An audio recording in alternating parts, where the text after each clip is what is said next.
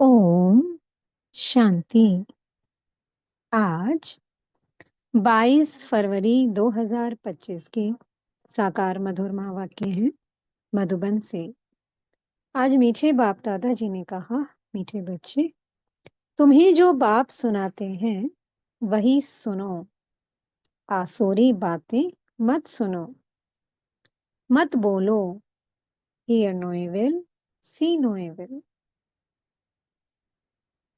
सिर्फ बाबा जो हमें सुना रहे हैं, हमें वही सुनना है और कोई परमत किसी की कोई बातें नहीं सुननी है, ना सुननी है, ना देखनी है, ना बोलनी है। बाबा कहते हैं सोचनी भी नहीं है। जब हम सोचते नहीं है तो वो कर्म में भी नहीं आती है। प्रश्न है, तुम बच्चों को कौन सा निश्चय बाप द्वारा ही हुआ है? बाप तुम्हें निश्चय कराते कि मैं तुम्हारा बाप भी हूँ, टीचर भी हूँ, सतगुरु भी हूँ। तुम पुरुषार्थ करो इस स्मृति में रहने का, परंतु माया तुम्हें यही भुलाती है। अज्ञान काल में तो माया की बात नहीं। आज एक और प्रश्न है, कौन सा चार्ट रखने में विशाल बुद्धि चाहिए? उत्तर है, अपने को आत्मा समझकर बाप को कितना समय याद किया। इस चार्ट रखने में बड़ी विशाल बुद्धि चाहिए। देही अभिमानी हो, बाप को याद करो, तब विकर्म विनाश हो। ओम शांति। स्टूडेंट ने ये समझा कि टीचर आए हुए हैं। ये तो बच्चे जानते हैं, वह बाप भी है, शिक्षक भी है और सुप्रीम सतगुरु भी है।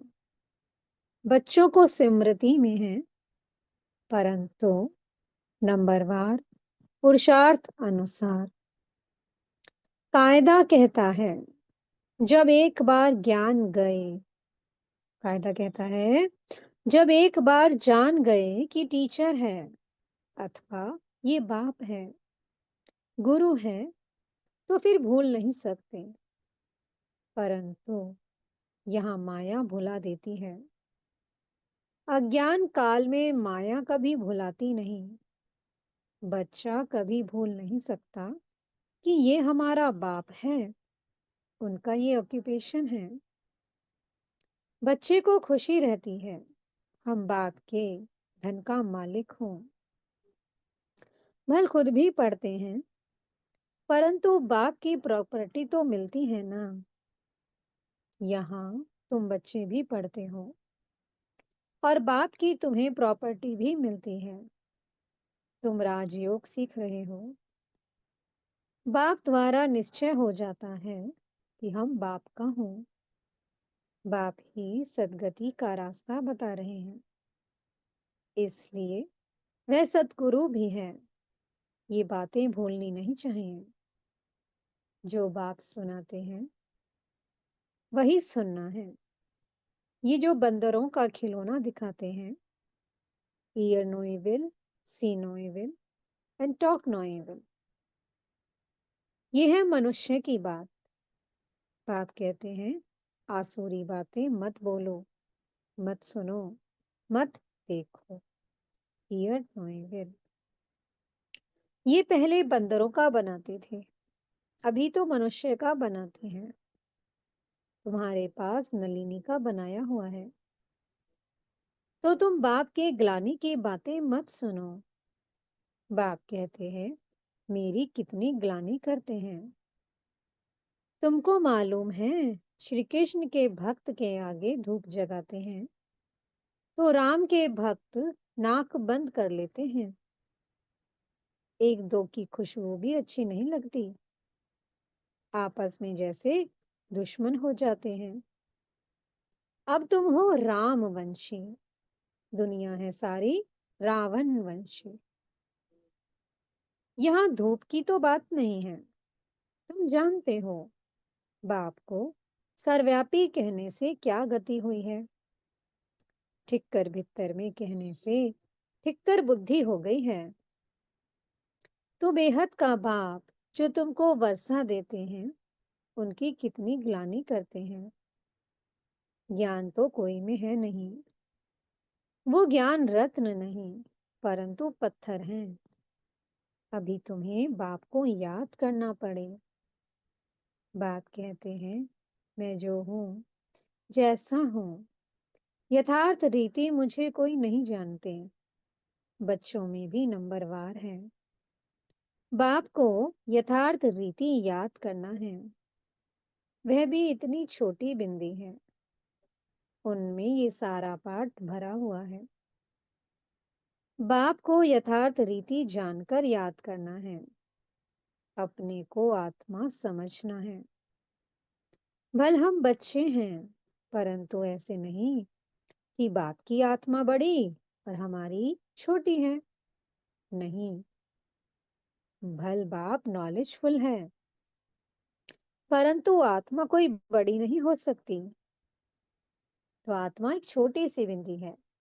बाबा की आत्मा भी और हम बच्चों की आत्मा भी, सबका साइज एक सेम है, कोई फर्क नहीं है।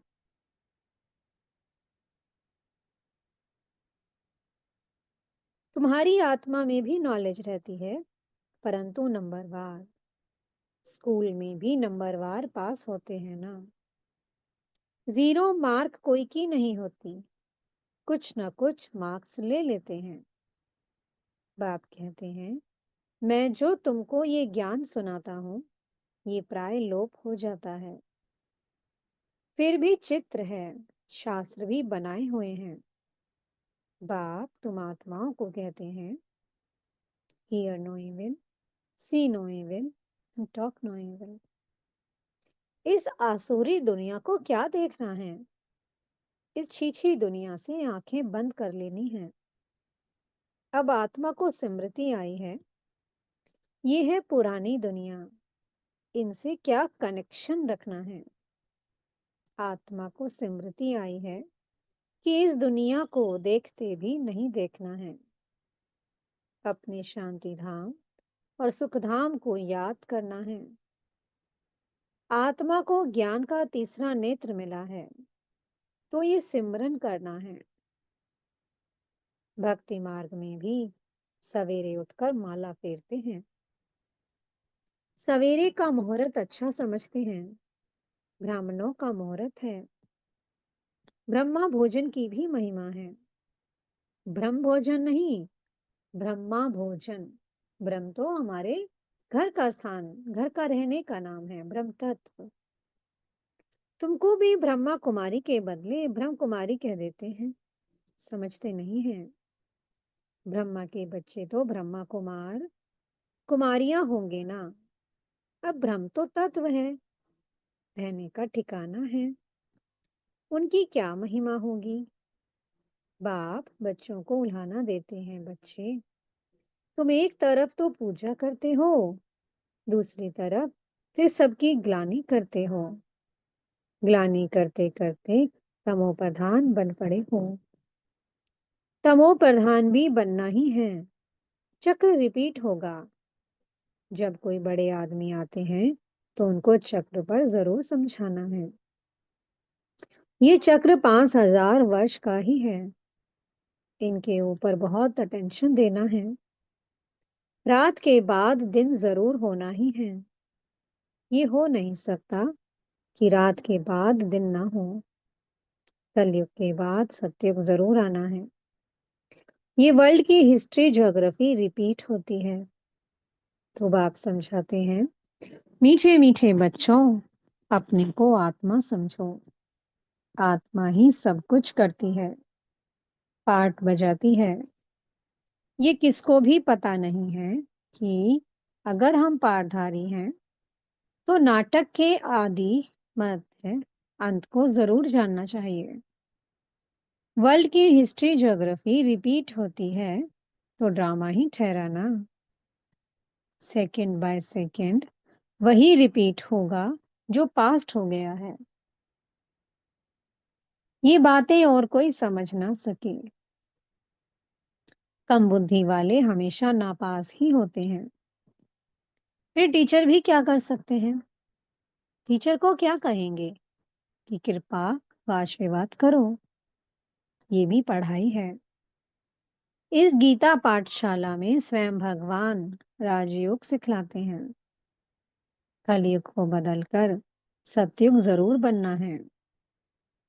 ड्रामा अनुसार बाप को भी आना है। बाप कहते हैं, हम कल्प कल संगम युगे आता हूँ। और कोई थोड़े कह सकते कि हम सृष्टि के आदि मध्य अंत का ज्ञान सुनाने आया हूँ। अपने को शिवो हम कहते हैं। उससे क्या हुआ? शिव बाबा तो आते ही हैं पढ़ाने के लिए, सहज राजयोग सिखाने के लिए। कोई भी साधु संत आदि को शिव भगवान नहीं कहा जा सकता। ऐसे तो बहुत कहते हैं कि हम कृष्ण हैं, हम लक्ष्मी नारायण हैं। अब कहाँ वो श्री कृष्ण सतयुग का प्रिंस, और कहाँ ये कलयुगी पतित। ऐसे थोड़े कहेंगे कि इनमें भगवान है। तुम मंदिरों में जाकर पूछ सकते हो कि ये तो सतयुग में राज्य करते थे, फिर कहाँ गए? सतयुग के बाद जरूर त्रेता, द्वापर, कलयुग हुआ। सतयुग में सूर्यवंशी राज्य था, त्रेता में चंद्रवंशी, द्वापर में वैश्यवंशी और कलयुग में शूद्रवंशी। ये सब नॉलेज तुम बच्चों की बुद्धि में है। इतने ब्रह्मा कुमार कुमारियां हैं, जरूर प्रजापिता भी होगा। फिर ब्रह्मा द्वारा मनुष्य सृष्टि रचते हैं। क्रिएटर ब्रह्मा को नहीं कहा जाता, वो फिर गॉड फादर है। कैसे रचते हैं? वह तो बाप सम्मुख ही बैठ समझाते हैं। ये शास्त्र तो बाद में बने हैं। जैसे क्राइस्ट ने समझाया, उनका बाइबल बन गया। बाद में बैठ गायन करते हैं। सर्व का सद्गति दाता, सर्व का लिबरेटर, पतित पावन, एक बाप गाया हुआ है। उनको याद करते हैं कि हे गॉड फादर, रहम करो। फादर एक होता है। ये है सारे वर्ल्ड का फादर। मनुष्यों को पता नहीं है कि सर्व दुखों से लिबरेट करने वाला कौन है। अभी सृष्टि भी पुरानी, मनुष्य भी पुराने तमो प्रधान हैं। ये है ही iron aged world. Golden age था ना, फिर होगा जरूर। ये विनाश हो जाएगा, वर्ल्ड वॉर होगी। अनेक कुदरती आपदाएं भी होती हैं। समय तो यही है। मनुष्य सृष्टि कितनी वृद्धि को पाई हुई है। तुम तो कहते रहते हो कि भगवान आया हुआ है। तुम बच्चे सभी को चैलेंज देते हो कि ब्रह्मा द्वारा एक आदि सनातन देवी देवता धर्म की स्थापना हो रही है। ड्रामा अनुसार सब सुनते रहते हैं, दैवीय गुण भी धारण करते हैं। तुम जानते हो हमारे में कोई गुण नहीं था। नंबर वन अवगुण है काम विकार का, जो कितना हैरान करता है। माया की कुश्ती चलती है, ना चाहते भी माया का तूफान गिरा देता है। आयरन एज तो है ना, काला मुंह कर देते हैं। सांवरा मुंह नहीं कहेंगे। श्री कृष्ण के लिए दिखाते हैं कि सर्प ने डसा तो सांवरा हो गया। इज्जत रखने के लिए सांवरा कह दिया है।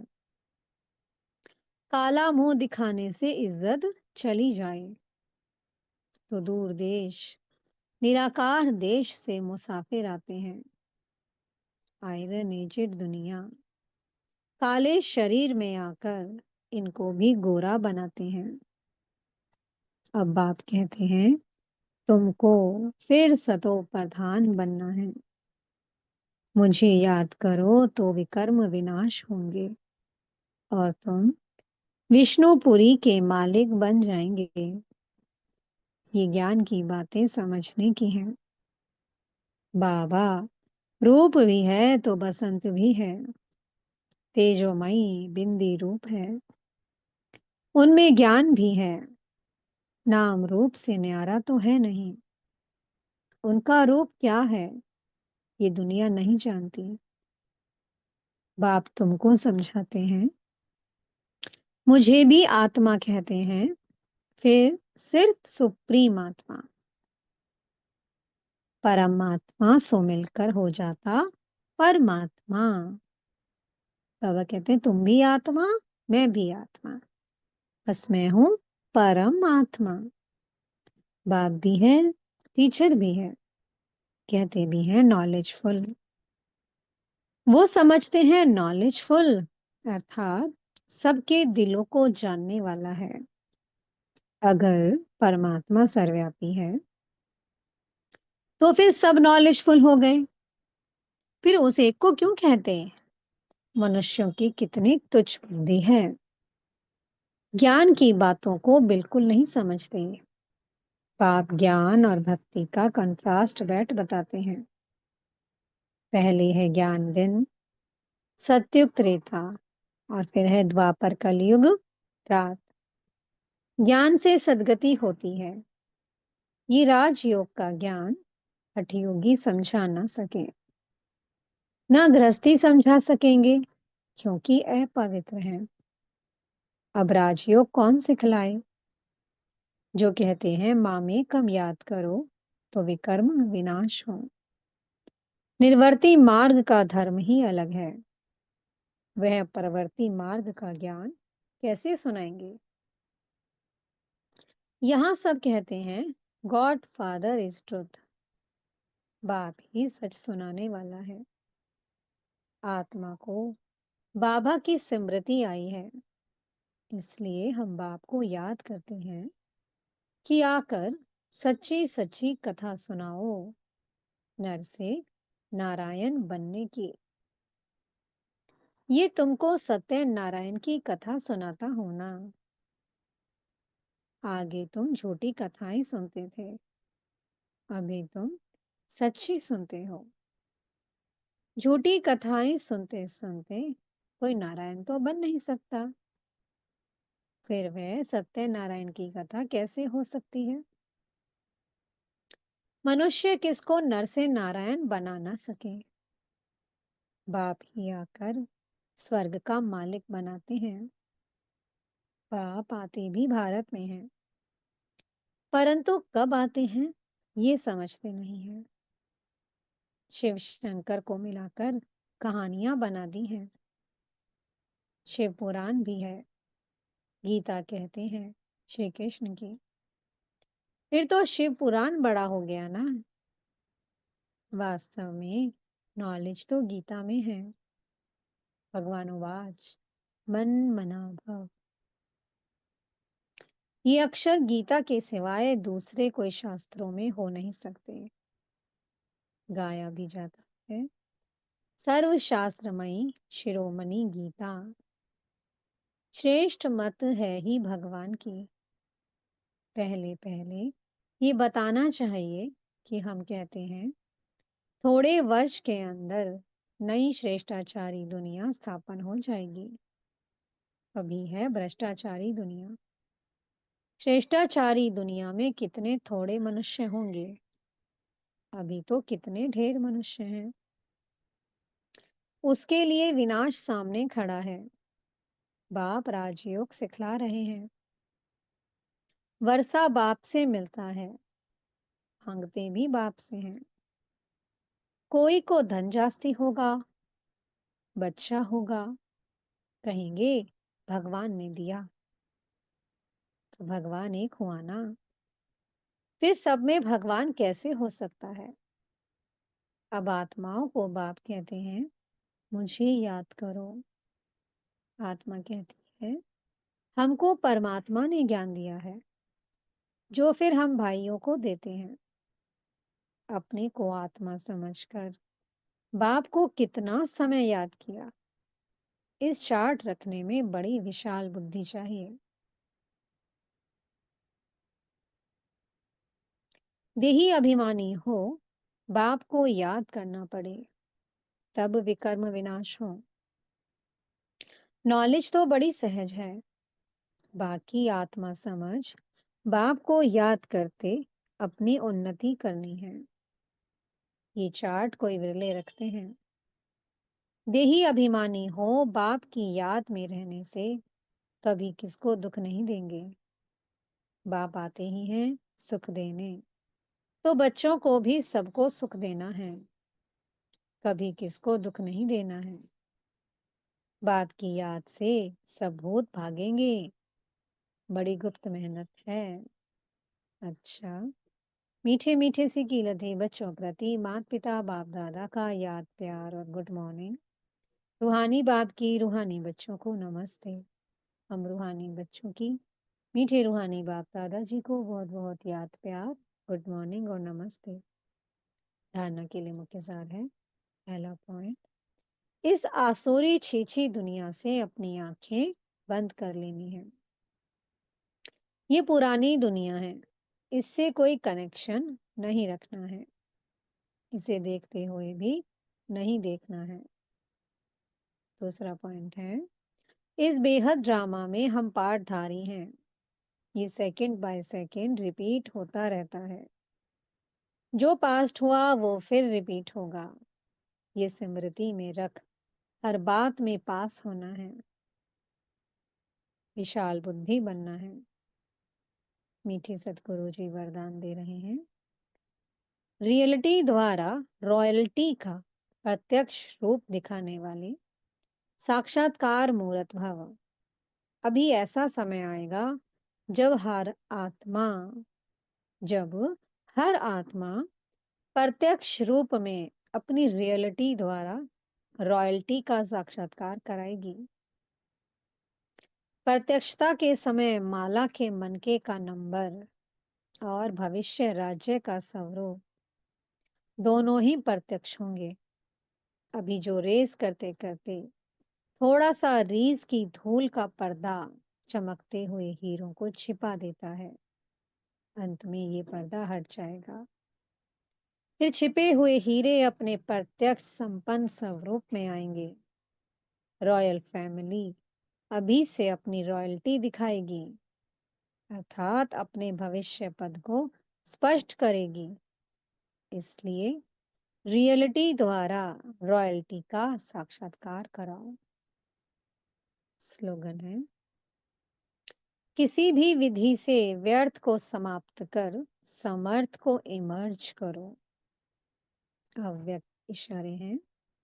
एकांत प्रिय बनो, एकता और एकाग्रता को अपनाओ। स्वयं का कल्याण करने के लिए व स्वयं का परिवर्तन करने के लिए विशेष एकांतवासी अंतर्मुखी बनो। नॉलेजफुल हो लेकिन पावरफुल बनो। हर बात के अनुभव में स्वयं को संपन्न बनाओ। किसका बच्चा हूँ, क्या प्राप्ति है, इस पहले पाठ के अनुभवी मूर्त बनो। एकता और एकाग्रता को अपनाओ तो सहज ही माया जीत हो जाएंगे। ओम शांति। बहुत बहुत शुक्रिया प्यारे प्यारे हमारे मीठे मीठे बाप दादा जी का। ओम शांति।